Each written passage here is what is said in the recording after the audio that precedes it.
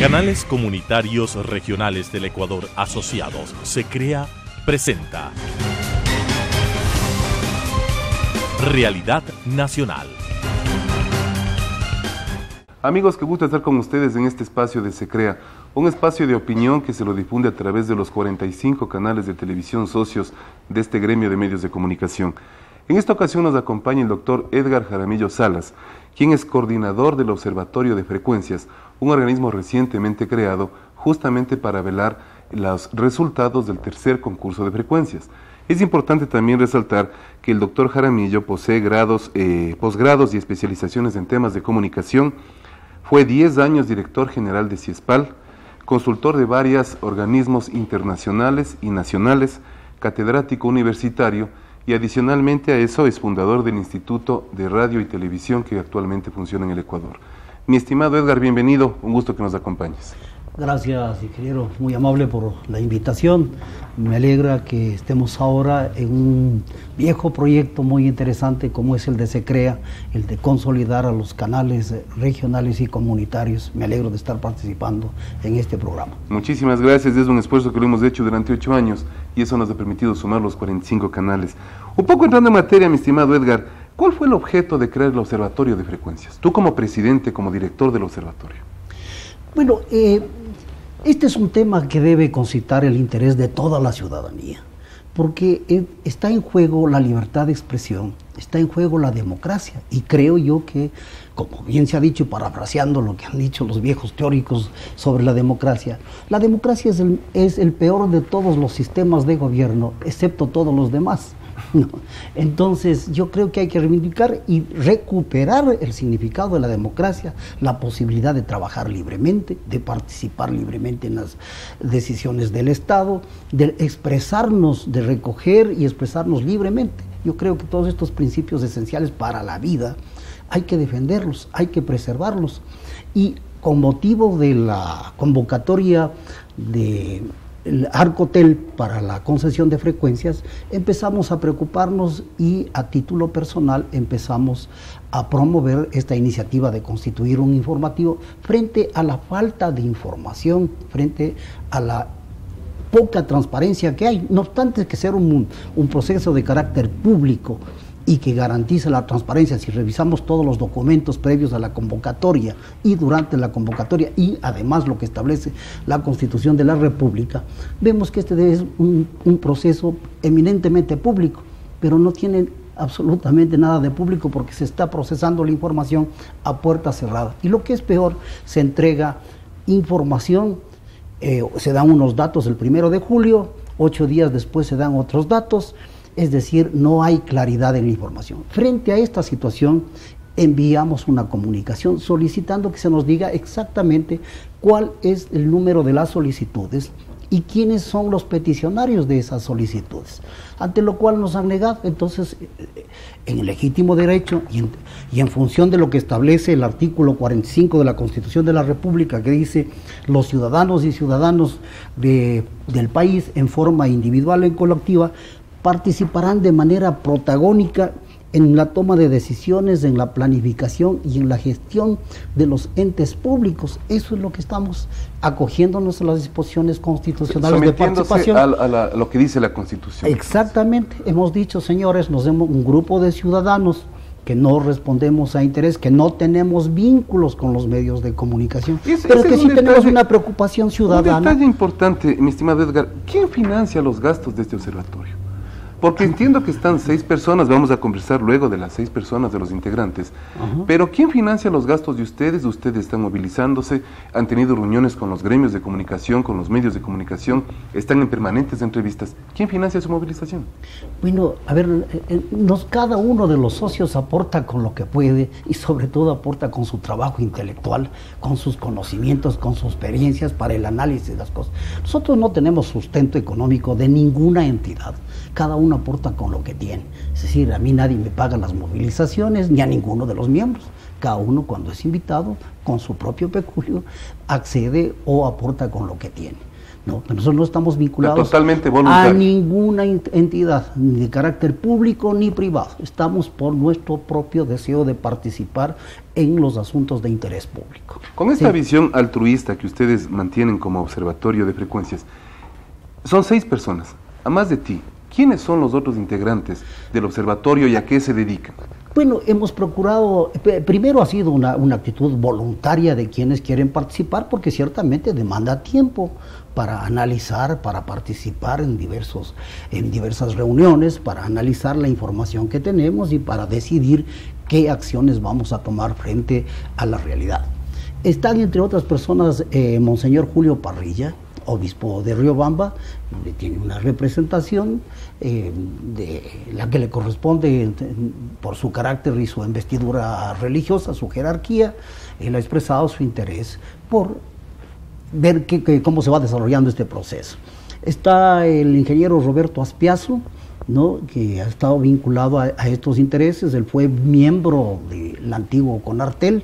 Y ahora es director del Comité Empresarial Ecuatoriano. Actualmente es director del Comité Empresarial Ecuatoriano. Él tiene sus propias visiones respecto del tema. Está el arquitecto Lolo Echeverría, que estuvo vinculado por creo que alrededor de 40 años a medios de comunicación, fue director de información de varios canales y tiene pues una visión muy clara de cómo manejarse los temas comunicacionales.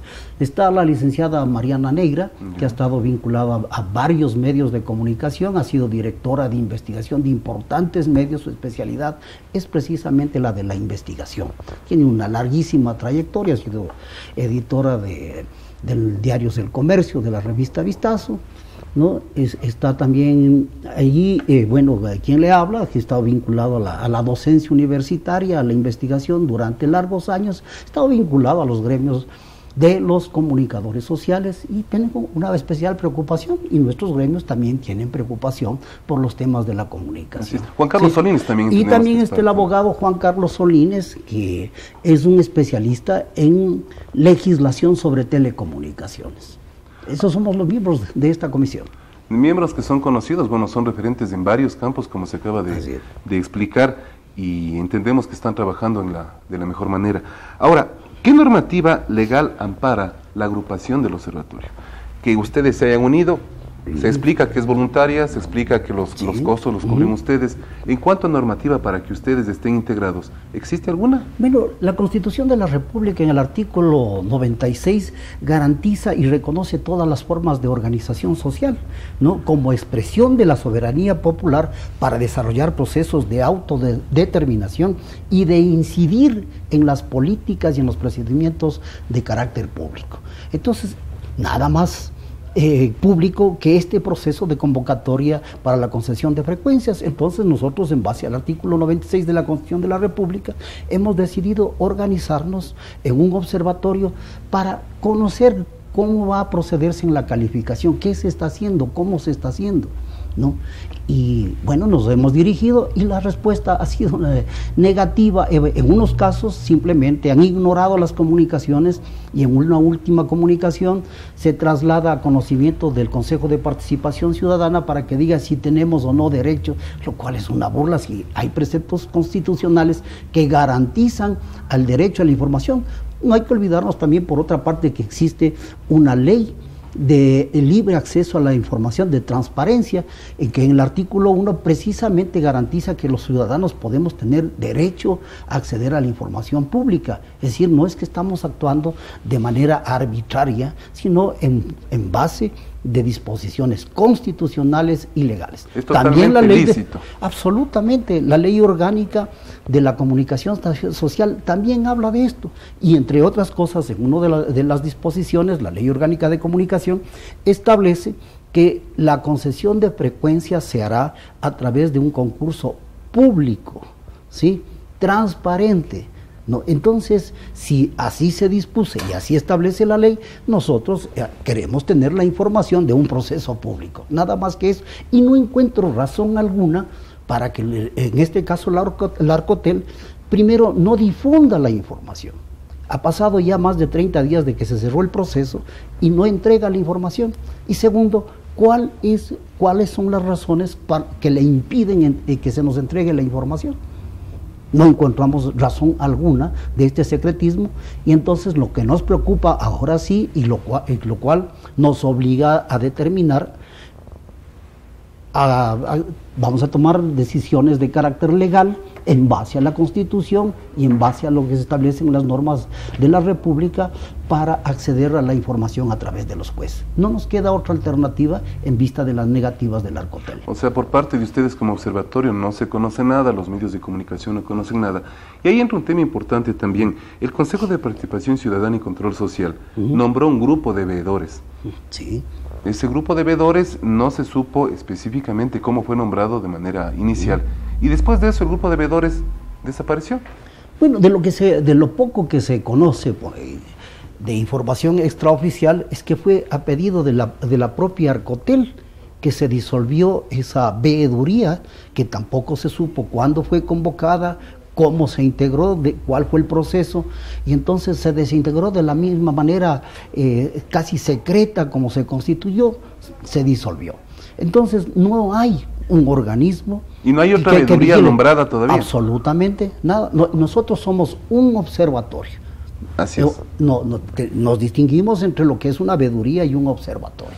Y en esa es nuestra posición. Nosotros no partimos del prejuicio, simplemente queremos conocer, queremos transparentar la información y el proceso para que la ciudadanía conozca qué está pasando con un tema tan fundamental como es la concesión de frecuencias. 843 frecuencias son las que están participando para este concurso en el caso de matrices. Y ustedes acaban de mencionar que como observatorio no han tenido lastimosamente ningún acceso a información para poder ver cuál es el proceso que en estos días, en estas semanas, se está manejando dentro de Arcotel y posteriormente pasará al Cordicom. Así es. Bueno, esto ya nos lleva a preocupación. El 1 de julio se anunció que habían 706 solicitudes. Luego ya son 843.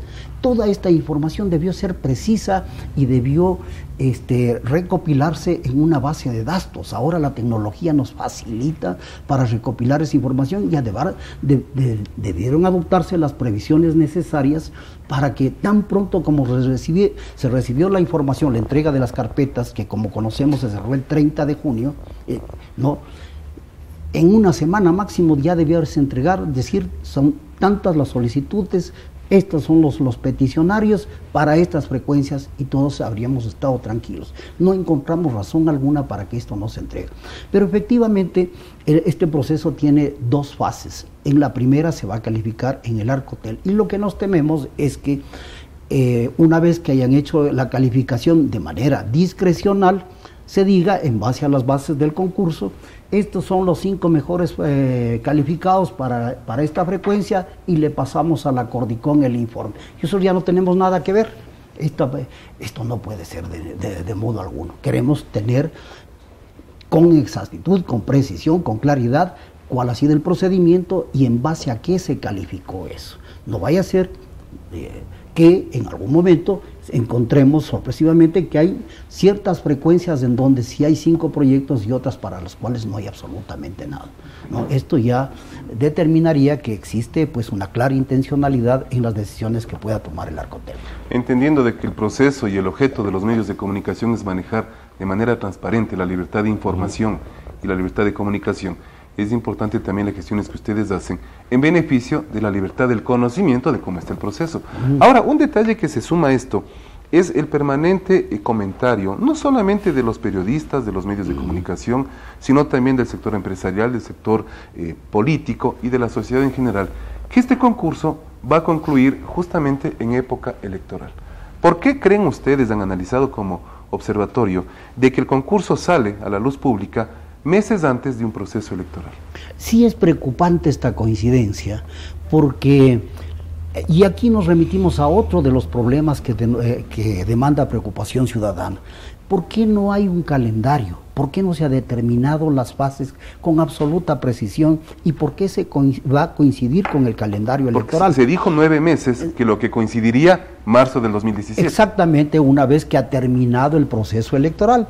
¿Esto cómo podría interpretarse? Es decir, condicionar a los medios, los que se porten bien tendrán la posibilidad de otorgarse una frecuencia, los que se porten mal pues en términos políticos simplemente no se les considera. Eso es lo que ustedes consideran que podría suceder. Esto no puede ocurrir en una democracia, en un gobierno garantista, con una constitución garantista de derechos, no puede ocurrir esto. No, la democracia requiere otras normas de juego y los medios de comunicación como actores fundamentales para permitir la participación ciudadana, para permitir que todos los grupos de mayorías, minorías étnicas puedan expresarse.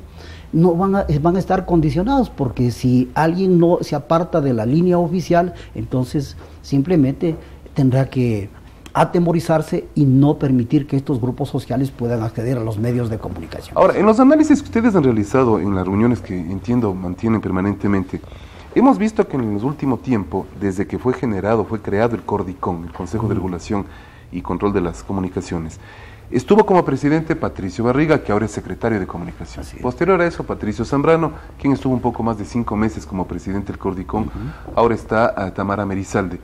En tan corto plazo, 3 personas han encabezado el CORDICON. ¿Creen ustedes que ese proceso de cambio de cabeza, que obviamente demanda cambio de estructura, no tanto del fin y del objetivo de la institución, sino de estructura en cuanto a su personal, podrá afectar en algo al desarrollo del concurso en la siguiente fase? Pero desde luego, habiendo arrancado ya un proceso, llama la atención que no haya la estabilidad necesaria en un proceso tan trascendental para la vida democrática del país. ¿Cómo es posible que se cambien en tan corto periodo a las principales autoridades? Pero no solo de lo que se conoce, no son solo las principales autoridades, sino que también son jefes de unidad. Esto significa que, ¿cómo puede interpretarse? Que hay nuevos enfoques, que se quiere manejar de distinta forma. ¿Cuáles son las inconsistencias, las incoherencias que se han detectado para este cambio de funcionarios? Todas estas cosas deberían tener una explicación, porque lo inexplicable es que en tan corto plazo se cambien de las principales autoridades de estas entidades, lo cual marca inestabilidad, cambio de enfoques. Al cambiarse los directores de las unidades, también se cambian de enfoque, se cambian de procedimientos, y esto no puede seguir ocurriendo, porque el Estado, las instituciones del país demandan estabilidad y procedimientos continuos. No puede irse inventando los procedimientos y las calificaciones conforme van avanzando los procesos. Un detalle importante que acabamos de ver hace pocos días, que se ha generado un nuevo observatorio ciudadano, que tiene relación, no creo que directamente a la gestión que ustedes están realizando, pero es el Observatorio Ciudadano por una Comunicación de Calidad, entre comillas, OC3. OC3, y su objetivo es cuestionar e investigar el rol de los medios de comunicación y defender la libertad de expresión. Para ustedes, este observatorio que se está generando en estos últimos días, generado por la sociedad civil, no sabemos quiénes son sus integrantes, plantea como su objetivo principal cuestionar e investigar el rol de los medios de comunicación y al tiempo defender la libertad de expresión. ¿Concatena el cuestionamiento con la libertad de expresión? Bueno, yo creo que habría que destacar el que exista un observatorio preocupado por la libertad de expresión en el país. Además, si ellos están actuando también como nosotros, en función de lo que dispone el artículo 95 de la Constitución de la República, que garantiza o que permite toda forma de organización social, pues bienvenido.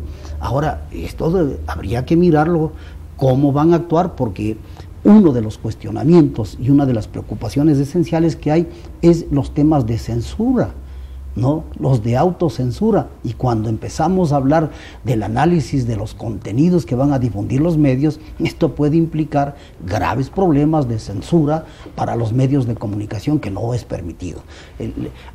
Yo encontraría ahí una flagrante contradicción, porque que defiendan la libertad de expresión, nosotros saludamos esa iniciativa, pero no estaríamos de acuerdo en que empiecen a haber cuestionamientos en cuanto a los contenidos, porque eso sería sumamente grave y contradictorio para quienes defendemos la libertad de expresión en el país. Es lo lógico, el proceso lógico. Ahora, el observatorio que ustedes han generado y que lo están manejando, ¿culmina con el proceso del tercer concurso de frecuencias, o al llamarse observatorio de la comunicación, ustedes van a seguir en adelante trabajando? A ver, en el observatorio procuramos tomar las decisiones por consenso, ¿no? Este tema no ha sido analizado, pero entendemos que por el número de solicitudes que se han presentado, tendrá que convocarse a un nuevo concurso.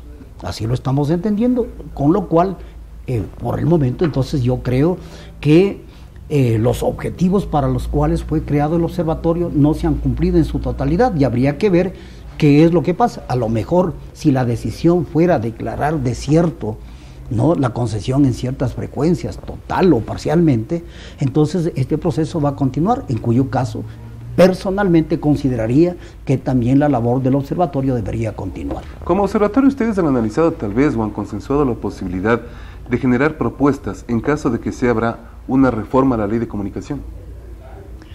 No está entre nuestros objetivos eso, pero habría que analizar, precisamente si ahora detectamos que hay problemas respecto de la actuación de estos organismos, del Arcotel, la Agencia de Regulación y Control de las Telecomunicaciones, y también de la Cordicom, que sustentadas en las disposiciones de la comunicación les haya permitido contravenir lo que establece la Constitución de la República. Ciertamente habría que también pensar en hacer contribuciones que permitan mejorar las disposiciones que contempla la ley de comunicación para garantizar precisamente la libertad de expresión. Otra cosa importante, un poco para finalizar este interesante diálogo, mi estimado Edgar, ustedes han tenido ya contacto con medios de comunicación en varias provincias, con gremios que les han abierto las puertas un poco para conocer cuál es la propuesta de ustedes o cuál es el objeto de su creación frente al concurso de frecuencias. Bueno, hemos iniciado diálogos con diversos sectores, con sectores profesionales, con los gremios de la comunicación, para motivarles, para hacerles conocer lo que está ocurriendo. Estamos trabajando también con otros sectores profesionales. En cuanto a las acciones legales, esperamos tener el patrocinio de la Federación Nacional y del Colegio de Abogados, ¿no? Estas entidades también están analizando ya la situación para determinar cuáles van a ser las acciones que vamos a proponer inmediatamente. Y en esta misma línea también estamos tomando contacto con otros sectores ciudadanos. Esperamos trabajar, conversar con el sector académico, que debe preocuparse por estos temas. Yo creo que las universidades tienen que interesarse por temas tan esenciales como esto de la libertad de expresión, para lo cual es necesario generar debate y participación ciudadana. Como SECREA, queremos agradecer la presencia de Jaramillo, quien es el representante en este caso del observatorio, y estamos seguros que las gestiones de ustedes darán frutos en beneficio no tanto de los medios de comunicación, sino en beneficio de transparentar el proceso del concurso de frecuencias. Muchísimas gracias, Edgar, por tu presencia. Estaremos en permanente comunicación porque es importante que la sociedad y el país entero conozca de estos detalles. Y a ustedes, amigos, por acompañarnos, y hasta la próxima semana, que estaremos en un nuevo diálogo en SECREA. Muy gentiles. Transmitida por Unción, Nordvisión, Color TV, Oca TV, Canela TV, TV+, UCSG Televisión, Costranera, ABC TV, TV Norte, V Televisión, TV Agro, Manavisión, TV Manavita, Saracay TV, Teleandina, RTU, Asomavisión, Telesucesos, Unimax, Ecovisión, Lidervisión, TVS, Ecuavisión, Telegalápagos, Telemar, Televisión Católica, Los Encuentros. Canales comunitarios regionales del Ecuador asociados. SECREA presentó Realidad Nacional.